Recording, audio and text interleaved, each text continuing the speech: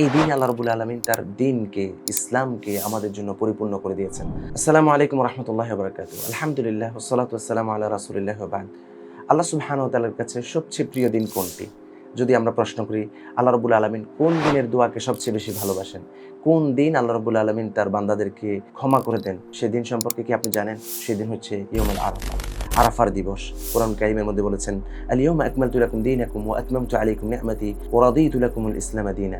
এই আয়াতটি নাজিল হয়েছে আরাফার দিনে। আজকের দিনে আমি তোমাদের দিনকে পরিপূর্ণ করে দিলাম। এটা একটা ঈমানদারদের জন্য, মুসলিমদের জন্য এক বড় একটা সুসংবাদ। যে ব্যক্তি ভুল ধরতে আসবে সে মূলত ধ্বংসপ্রাপ্তদের অন্তর্ভুক্ত।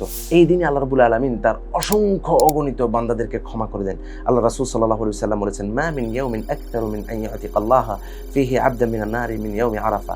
আল্লাহ রাব্বুল আলামিন আরাফার দিনে যত মুমিন বান্দাদেরকে ক্ষমা করে দেন, তত বেশি মুমিন বান্দাদেরকে অন্য কোনো দিনে আল্লাহ রাব্বুল আলামিন ক্ষমা করেন না। এই দিনে সিয়ামের মাধ্যমে আল্লাহ রাব্বুল আলামিন 2 বছরের অপরাধ মোচন করে দেন। রাসূলুল্লাহ সাল্লাল্লাহু আলাইহি ওয়াসাল্লাম বলেছেন, খায়রুদ দুআউ ইয়াউমি আরাফা। সবচেয়ে উত্তম দোয়া, সবচেয়ে কল্যাণকর দোয়া আরাফার দিনের দোয়া।